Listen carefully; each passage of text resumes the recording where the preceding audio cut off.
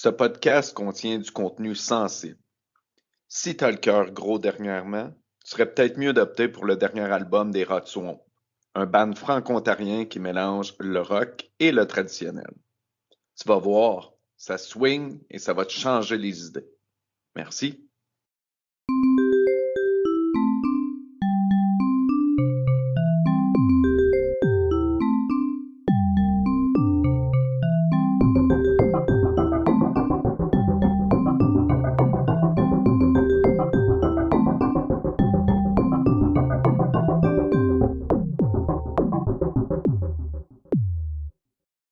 Au bout de ma peine, un balado d'humains qui se racontent. Au cœur de chaque épisode, un crime. Le sien, celui d'un autre ou celui qu'on aurait pu commettre. À bord de notre studio mobile, on part à la rencontre d'une personne au témoignage touchant pour comprendre comment elle s'est rendue là. On est à la recherche de vérités crues, sans flafla. Si certains ont frappé un mur et ne se sont pas encore relevés, d'autres sont enfin au bout de leur peine. Ce balado a été conçu à des fins pédagogiques afin de former la relève en sciences sociales et humaines. Les propos exprimés, présentés pour illustrer des cas réels aux étudiants et étudiantes, ne doivent en aucun cas être interprétés comme reflétant les points de vue, positions ou orientations du Collège La Cité ou de ses employés. Certains contenus sensibles pourraient heurter. Ce balado s'adresse à un public averti. André, c'est une table entourée de 5 enfants. Sa table est grande, aussi grande que son cœur. Jusque-là, André vivait une vie bien ordinaire. Mais 2 tragédies ont bousculé sa vie. Son assiette a débordé et les fils se sont touchés. Tout le monde autour y est passé, jusqu'à ce que son ami lui dise qu'il ne le reconnaissait plus. Ce jour-là, tout a changé. Cet épisode est mixé par Stéphanie Lepage et je m'appelle Nadine Créger.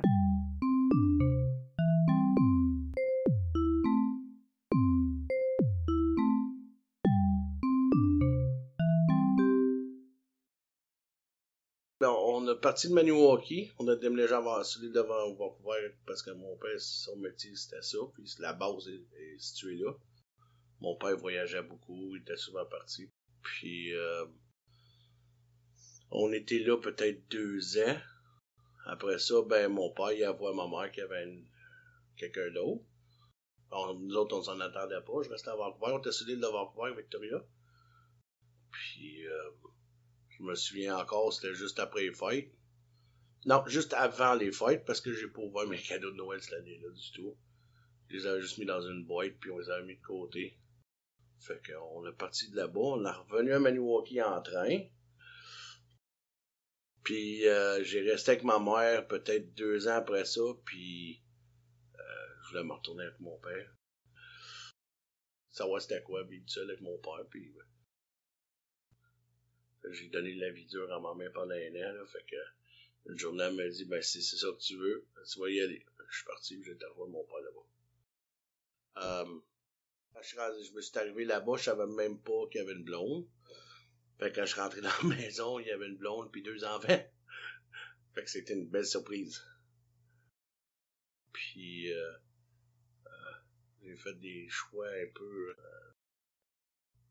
J'ai commencé à mentir, tout croche, malhonnête.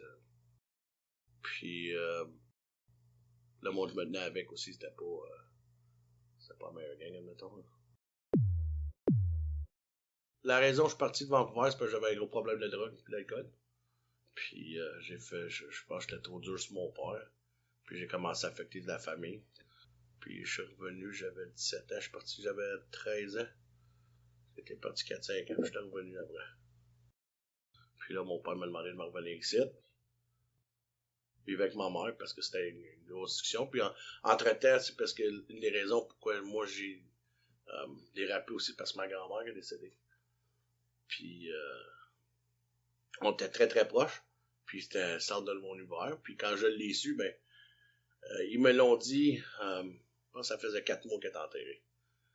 Parce que mon père, il me connaît, puis il sait que j'aurais parti sur le pouce, me revenir. Fait qu'ils ont pris la décision de famille d'attendre, me le dire, pour justement que je parte pas de Vancouver sur le pouce pour me revenir au Québec. Parce que honnêtement, je pense que je l'aurais fait. Mais Dans ce temps-là, j'étais fâché contre lui. Aujourd'hui, je le comprends. Puis, je me suis éloigné un peu de mon père. Je comprends absolument là, pourquoi ils ont fait ça. Là, fait que c'était dur pareil.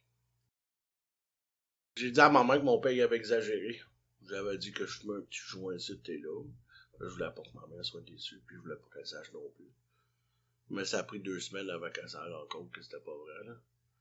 Puis c'est à partir de là. Elle a essayé de m'aider longtemps, mais bornée tête de cochon, je l'écoutais pas trop, mettons. Ouais. Fois, je trouvais n'importe quel chum, n'importe qui je connaissais dans le coin, qui je savais qu'il aimait fumer. Voler, mentir à mes chums, passe-moi les, frotte-moi les, moi te le payer plus tard, pis ouais, c'est pas mal de même, je m'arrangeais pour en trouver, le party, c'était tout le temps. C'était constamment, c'est ça qu'on faisait. On se levait le matin, puis commence jusqu'à ce qu'on tombe endormi à quelque part. C'était toujours le même. Ça a été de même 3-4 ans. Ouais. Jusqu'à ce que je me trouve un emploi pour la ville de Maniwaki.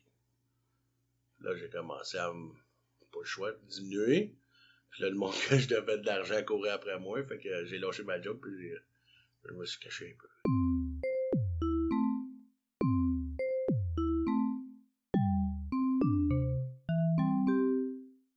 J'ai parti à Montréal pour 4 mois.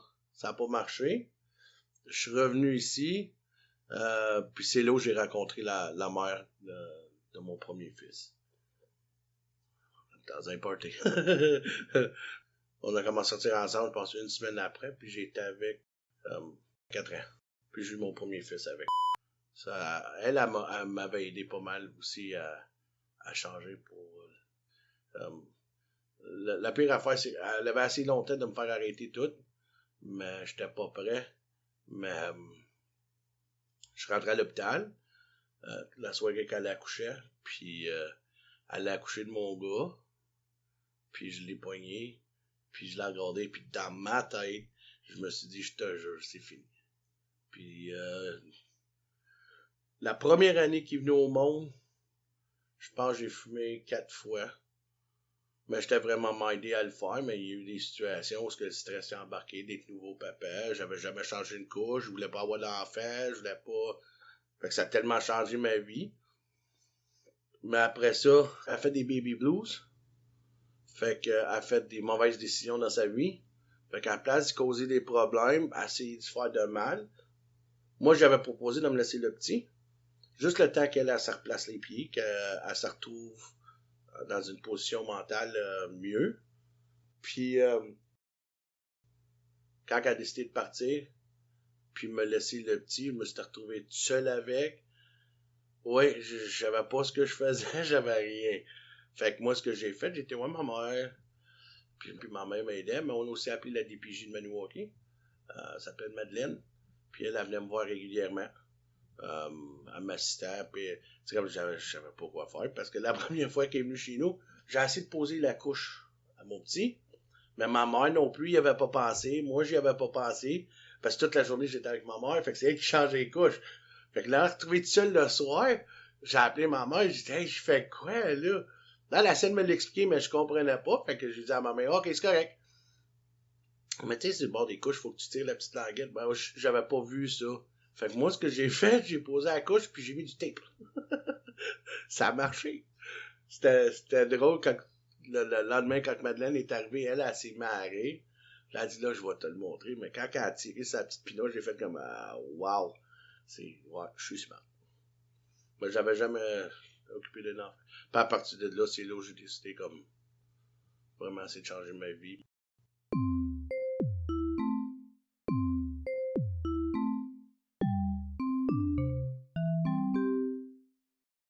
La mère, ça a pris 3 ans. Elle s'est fait aider. Puis moi, j'avais fait la promesse que si elle suivait un psychologue, que ça faisait qu'est-ce qu'elle avait à faire, que je redonnerais le petit sans me battre, sans aucune chicane, sans rien. Elle a suivi une thérapie. 3 ans après, elle est venue chercher le petit. C'était dur, mais c'est ce qu'elle m'a fait après ça qui était un peu méchant. Bon, mais On est arrivé chez nous, puis elle m'a dit qu'elle était prête, qu'elle s'est pris un beau logement, puis tout. Fait que j'ai décidé, OK, j'aimerais ça le voir, faire ça. J'étais arrivé chez eux, puis c'est vrai. Elle avait commencé à travailler, bel appartement, avec quelqu'un dans sa vie. Fait que, sans me battre, j'ai redonné le petit. Mais, tu sais, j'étais dans un creux dans ma vie où j'étais dépressif, ça allait pas bien, j'avais recommencé à monter. J'ai eu mon fils, lui, il m'a rempli le cœur, la vie était belle, tout était le fun. Fait que même en y redonnant, j'avais accès à lui quand je voulais, fait que je me sentais pas indigne, tu sais. Puis là, une journée, je sais pas qu'est-ce qui est arrivé. J'étais arrivé chez eux, il y avait la police. J'avais plus le droit de voir mon fils. Elle m'avait dit que je la battais. Je sur la tête à ma mère, j'ai jamais mis un petit doigt sur elle. Elle m'a dit que j'avais fait des affaires au petit aussi, que moi j'ai pu prouver que c'était pas vrai. Fait que, à la place, ben, j'ai pris la décision de m'effacer. J'ai dit carrément, j'ai dit, OK, je vois qu'est-ce que tu fais. Puis moi, j'embarque pas là-dedans, puis je me ferai pas passer pour le petit. Tu l'as abandonné, toi, t'as des affaires que tu t'en veux, moi, j'ai rien à m'en vouloir, fait que je me suis effacé pendant 2 ans et demi. Au bout de 2 ans et demi, ma cousine m'a appelé, elle m'a dit, le petit veut te voir. Puis j'ai dit, moi, j'ai pas d'enfant. Mais tu sais, j'étais encore en colère, là. Puis là, elle m'a dit, ouais, mais tu peux pas t'en prendre à lui. Fait que j'ai dit, OK, fine. Fait que je me suis rendu au centre d'achat à Orleans. Puis j'étais assis dans le food court, puis je l'attendais, puis il est arrivé, c'est assis. C'est vraiment drôle, parce que quand il est arrivé, elle a rien dit, elle. Lui, il est rentré dans le food court, il est parti à la course, il s'est assis en avant de moi, puis il m'a regardé, puis il m'a dit, toi, t'es mon papa. J'étais comme, oui.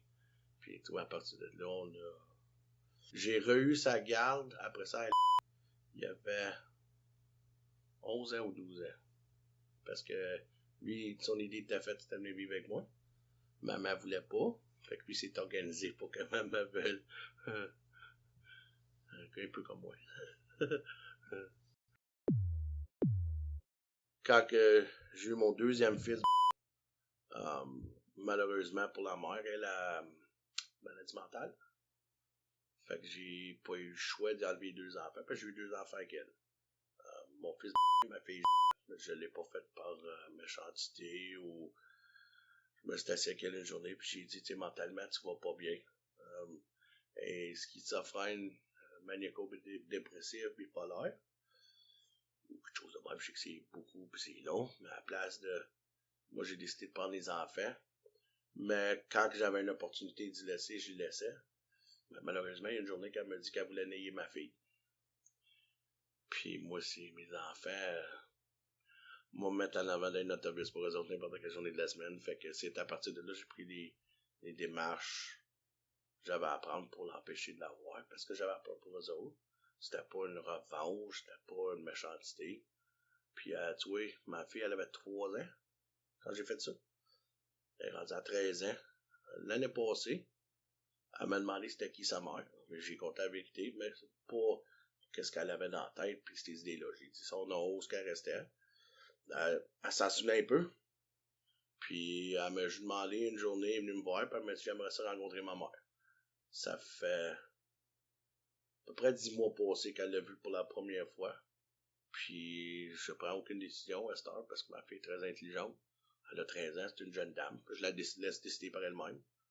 Puis les 10 derniers mois, elle la voit à peu près aux 2 mois. Une journée au complet. Qui est déjà très très bon, là.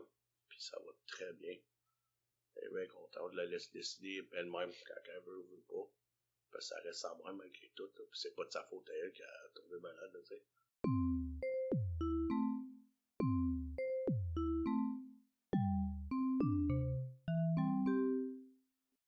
Quand ma mère est décédée dans un accident de véhicule, désolé, ça va faire 4 ans, là, puis j'ai encore énormément discuté mieux avec ça. Puis quand je l'ai su, ça m'a détruit. Ma mère, là, c'est pas juste ma mère. C'était ma meilleure amie, c'était ma confidente, c'était tout. Je suis devenu extrêmement verbalement agressif, non physique. J'ai jamais cru en frappant le monde ou Mais je suis devenu extrêmement méchant avec mes paroles. Mais surtout le monde que je voyais constamment ou que j'avais dans ma vie tout le temps. J'étais rendu verbalement, j'attaquais tout le temps. Seule affaire que je faisais, je me levais le matin, j'allumais mon Xbox, puis je jouais jusqu'à ce que je me couche le soir. Puis n'importe qui me parlait ou j'étais tout le temps prêt. Même mon ex-conjoint, j'étais méchant avec. Je l'ai attaqué souvent pour rien que mes paroles. Puis 3 mois exactement après elle, j'ai perdu ma belle-mère. Puis elle aussi était extrêmement importante dans ma vie. Malheureusement, elle a pogné l'Alzheimer. Puis elle a commencé à dégrader vite. Ça allait vraiment pas bien. Fait que j'ai perdu ma mère biologique. 3 mois après, j'ai perdu elle. Mon père il a fait une crise de cœur. Puis ça a commencé à m'affecter beaucoup. Je suis devenu... C'est une des raisons pourquoi je suis devenu de même. Ça, puis mes petits voisins à côté ici. Puis 5 ans passés au mois de février. 5 ans. Ça fait... ils sont décédés dans le feu.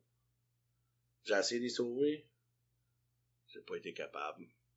Je les ai vus brûler vivants. Ça m'a détruit. Je fais encore des cauchemars aujourd'hui. Mais aussi, je suis devenu extrême, agressif. J'haïssais tout le monde. Je voulais mourir, j'aimais pas la vie. Je détestais tout. Puis je sais que c'est pas une raison, mais c'est une accumulation de tout ça. Puis quand j'ai vu la petite fille de 12 ans à l'hôpital, dans son lit, on dirait que c'est mon... C'était assez. Pour la cohérence de l'histoire, je me permets de faire ici un petit ajout. André a commencé à fréquenter et ses 2 enfants, et ensemble, ils ont eu 2 enfants. Je la piquais souvent. On dirait que, sans le vouloir, je faisais exprès pour me chicaner avec. Je voulais me chicaner avec, je voulais que la merde la poigne, puis là, elle partait, elle s'en allait parce qu'elle était trop fâchée contre moi. Je me sentais victorieux. Je me pensais ben smart. Non. Puis je me suis levé un matin, je l'ai regardé puis je voulais la battre. Ben, pas la battre, non. Mais tu sais, je me suis dit, hey, si je pourrais y en donner rien qu'une, sur le bord de la bouche, parce qu'il est fatiguant, tu sais, comme. La DPJ est arrivée ici un matin, puis ils m'ont dit qu'ils m'enlevaient. Sur le coup, j'ai tout blâmé sur eux autres. Je disais que c'était non, c'était blabla, tu sais, comme je suis pas si pire que ça, jusqu'à ce que je parle avec il m'avait dit, tu réalises-tu qu'est-ce que tu nous fais? Puis je dis, tu penses que ça te donne le droit de nous détruire de même? Il dit, t'as encore les 3 bébés? C'est parce qu'on n'a pas rien fait de mal, c'est toi. J'ai parti sur eux autres encore. Je commence à crier après, puis bon, j'aurais plus le droit de les voir. Je passe en cours, mais un matin, je me suis levé, là. Puis j'étais comme, je m'en vais où, là? Là, c'était plus juste parce que je criais après le monde. Là, j'étais en dedans, là. Moi, je suis quelqu'un de pacifiste, très calme. J'aime le monde. Je suis... me plier en deux pour aider n'importe qui quand que je peux. Toujours été capable de trouver le positif dans n'importe quoi. J'adore la vie. Je suis heureux. Fait quand j'ai frappé là, puis je me disais, hey, c'est même pas moi, là. Je me suis dit, ben voyons passer de même. Puis dans le fond, c'était pas une méchante personne, là. C'est que moi, j'en ai tellement mis ses épaules, j'étais tellement méchant envers elle, qu'elle, c'était son moyen à elle de se défendre. Parce que je l'attaquais tout le temps, comme je criais après c'était là. J'étais tout là quand ils ont parti avec les petits. Je l'ai blâmé sur elle. J'ai dit que c'était de sa faute à elle. Si elle s'en avait occupé, si elle m'avait pas donné autant de responsabilités, si elle avait pas fait ci, fait... Non. L'honnête vérité, c'est que moi, j'ai resté à la maison. C'était une décision qu'on a prise à 2. Parce qu'on avait quand même beaucoup d'enfants. On a pris la décision qu'un allait travailler, un restait à la maison. Elle m'a jamais dit, moi je travaille, toi tu restes à la maison. Puis on s'est assis une soirée, puis on en a parlé beaucoup. Puis c'est une madame qui, elle peut pas rester dans la maison. Puis je respecte ça, là. C'est pas un rapproche, là. Elle a besoin de travailler, elle a besoin de bouger, elle a besoin de sortir. Tandis que moi, être dans la maison, m'occuper de mes enfants, mais j'ai pas de misère avec ça, moi. Fait qu'on a pris cette décision-là. Puis même encore ça, je l'ai servi. Je m'en suis servi contre elle. J'ai été méchant avec. Quand je l'ai pogné à pleurer, puis que j'ai vu que c'était tout de ma faute, que c'était vraiment comme... J'étais rendu trop loin, là. Les gars partis, j'ai réalisé que je venais de la faire... Je venais d'y faire perdre ses 2 enfants, là.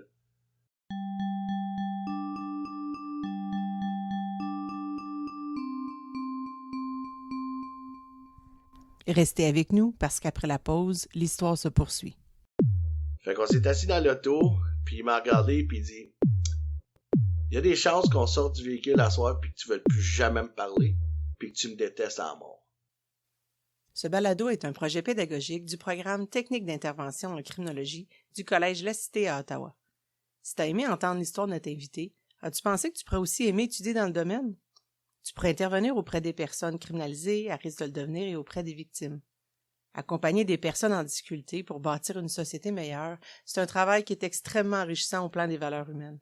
Nous accueillons une nouvelle cohorte étudiante à tous les mois de septembre et janvier. Inscris-toi au programme Technique d'intervention en criminologie où nous sommes avant tout coupables d'empathie.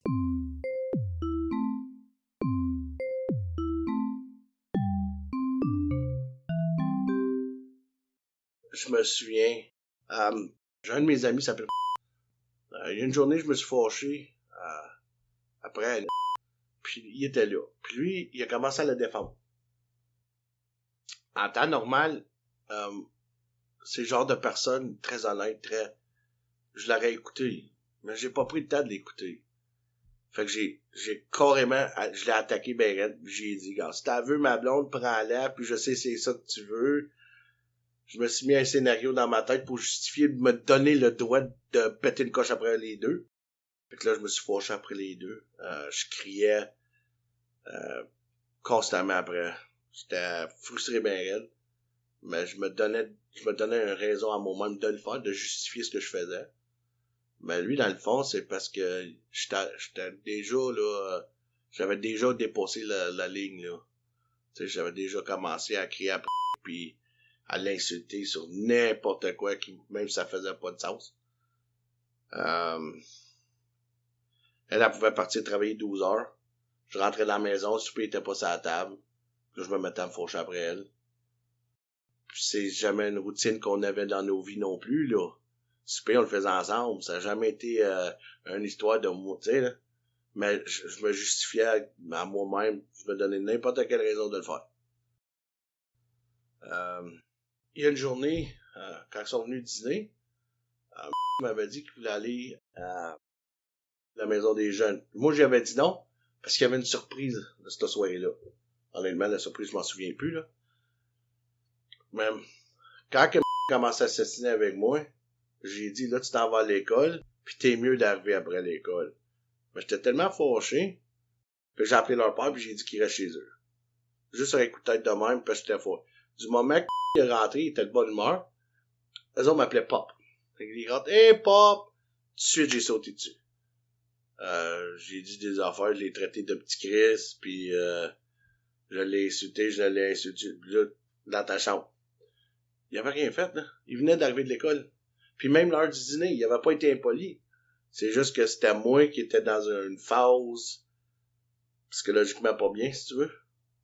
Que je prenais tout, je changeais les situations à mon avantage pour justifier ma colère, puis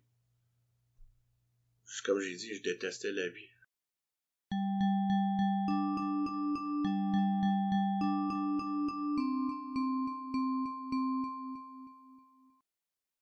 Le monsieur restait à côté ici.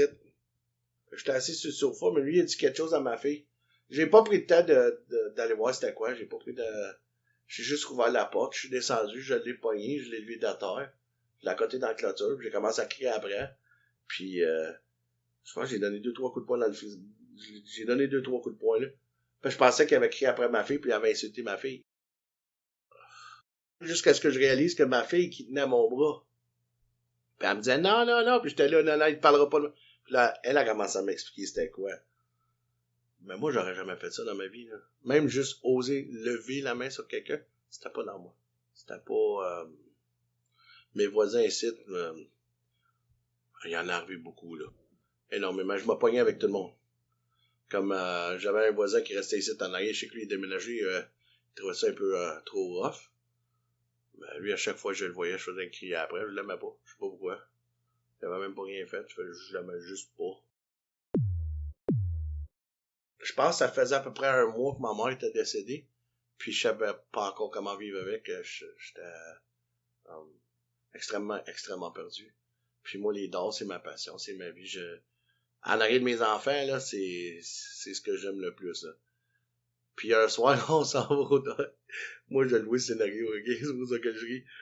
On est arrivé au dehors, puis quand j'arrivais là, c'était la seule place où j'étais semi-capable de me changer les idées. Fait qu'il y a un soir, on jouait, puis il y a un gars que je joue contre. Il essaie de me déconcentrer, mais lui, il n'était pas encore au courant de la situation que je vivais. Lui, il n'était pas au courant de moi-même. Personne n'était encore. Comme dans tous les autres soirs, comme qu'on va jouer au dehors, tu essaies de piller le gars que tu joues contre, tu vas essayer de te déconcentrer, puis... Mais il m'a rendu à un point tellement... d'habitude, là, ça prenait 1 heure avant que moi, je commence là, à réagir. Ça a pris 2 minutes.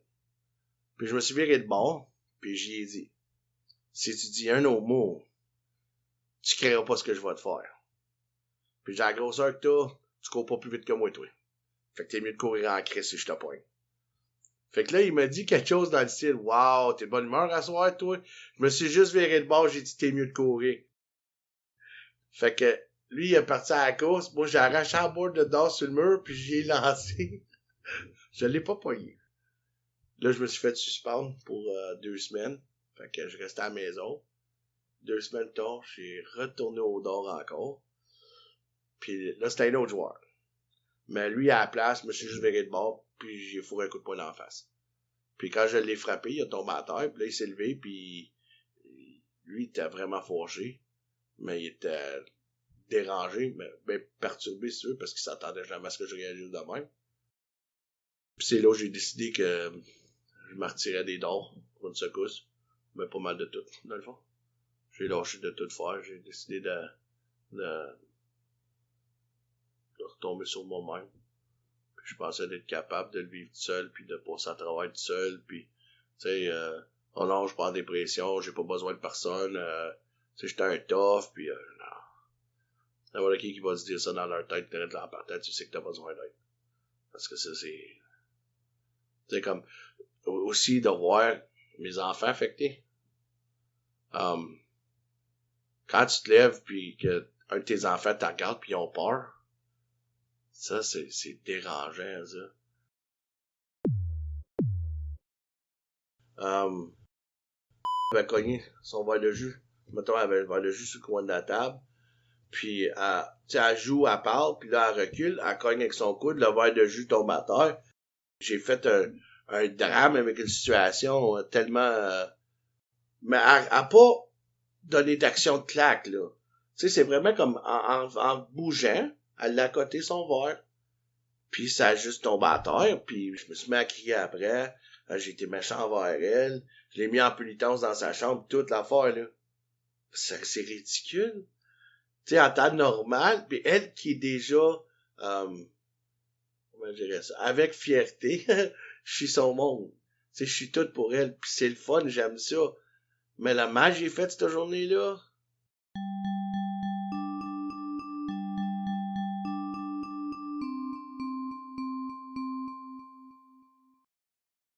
Mon chum, il est venu me chercher ici, puis il me dit, tu t'en viens faire une ride avec moi? J'ai dit non. Ben, je te l'ai pas demandé, je t'ai dit. T'embarques dans le char, tu t'en vas prendre une ride. J'ai dit non, j'y vais pas. Ben, dis-moi, il me manque Christ, là. Il dit, on va te pogner à deux. On va te pitcher dans le char, pis on va t'attacher là. J'ai fait fine.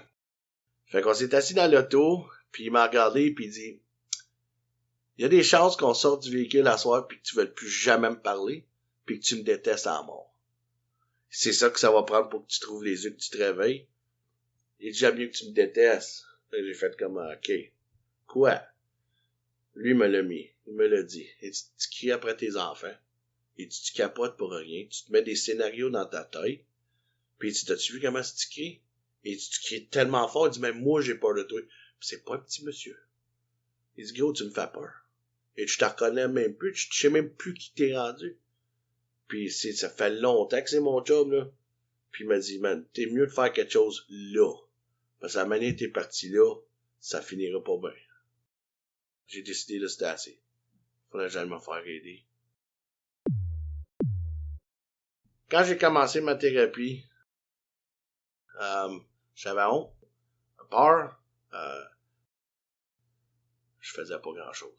J'étais assis dans la salle en arrière, puis la seule affaire que je me disais, qu'est-ce que je fais ici? C'est pas pour moi. Moi, j'en ai pas de problème. C'est pas moi, c'est eux autres. Puis là, à force d'écouter du monde, puis il y en avait un monsieur qui était à peu près dans la même situation que moi. Mais lui, il avait 2 enfants. Puis, je l'écoutais beaucoup. Il avait dit, depuis que j'ai compris et j'ai réalisé, faut que j'assume mes torts. Il dit, ma vie, elle change. Puis moi, j'en prenais pas de responsabilité du tout. Là. Moi, j'étais, non. Fait que c'est parti de là, j'ai fait comme, OK. Puis là, bon, j'ai commencé à dire au monde des affaires que je savais que j'étais dans le tort. Des petites choses. Ça a commencé de même. C'est des petits pas, là. Ce que j'ai appris le plus avec Donne-toi une chance, c'est d'assumer. Carrément, tu fais une gaffe, assume, vis avec les conséquences. Puis that's it. Si t'as une conséquence à vivre parce que t'as fait quelque chose, t'avais juste à pas le faire pour commencer. Ça, c'est la plus grosse chose que j'ai appris. Même avec mes enfants.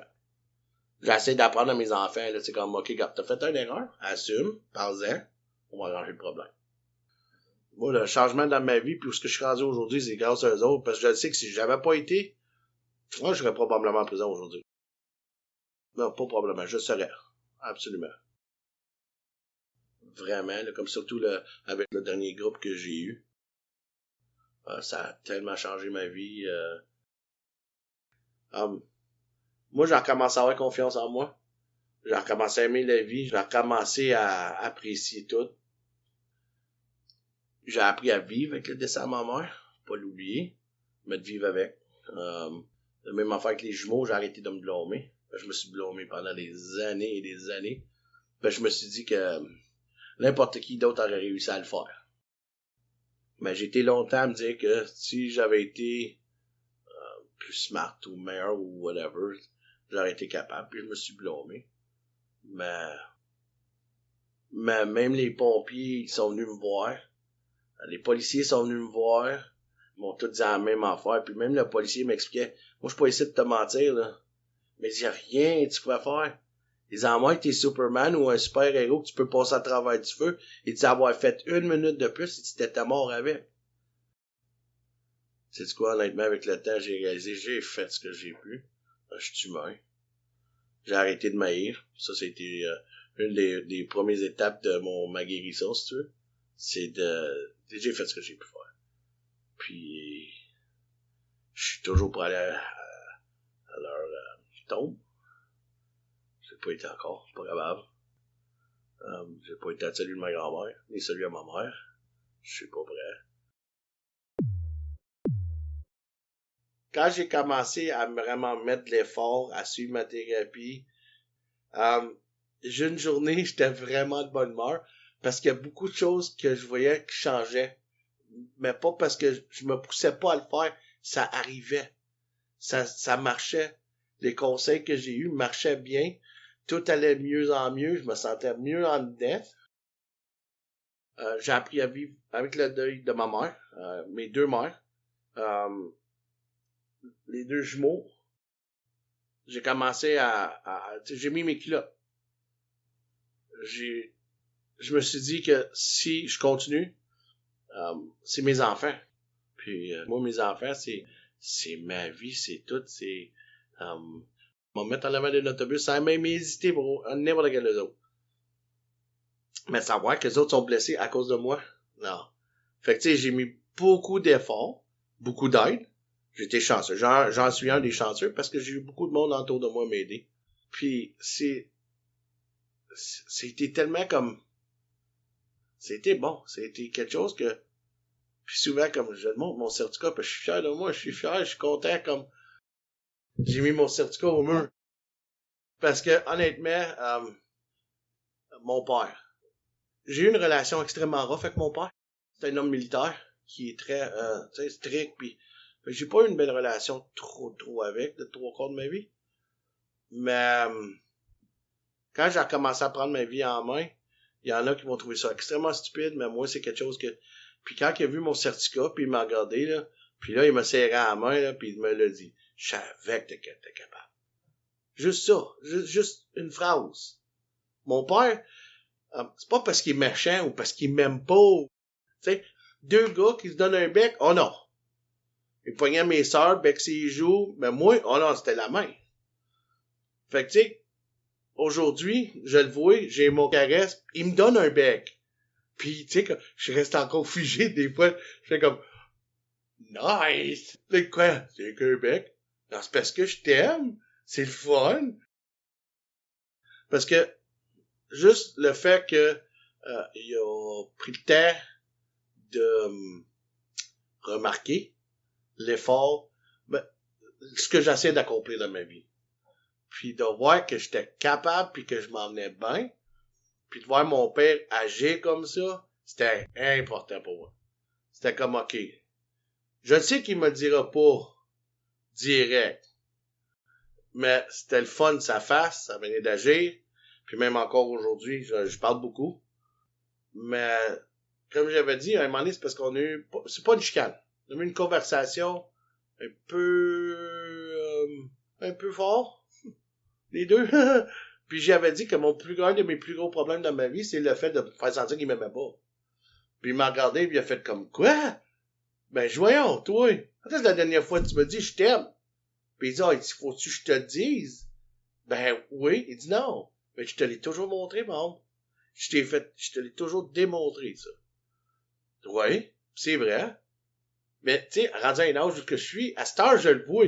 Mais tu sais, quand t'as 20 ans, là, puis ta vie, c'est pas le meilleur, puis il te manque ce petit quelque chose-là, puis que lui peut te le donner, mais tu le dis pas, puis tu sais.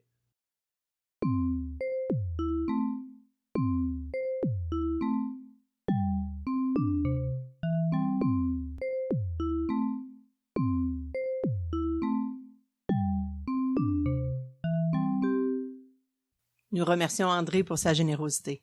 André, on te souhaite de trouver une belle grande maison pour accueillir toute ta marmaille. On a été charmés de rencontrer tes deux beaux enfants à l'heure du dîner. Pour cet épisode, on aimerait aussi remercier Martin Gagnon, le meilleur boss au monde, Jenny Villeneuve, notre fan numéro 1 et une grande source d'inspiration. Mais avant de se quitter, on avait une dernière question pour André. André, es-tu au bout de ta peine? À 95%, je te dirais que oui. J'ai encore quelques événements de ma vie que même la journée que je vais mourir, je suis pas mal sûr que je vais être à 95%. J'apprends à vivre avec. Mais je te dirais que c'est pas mal mieux. Beaucoup mieux même.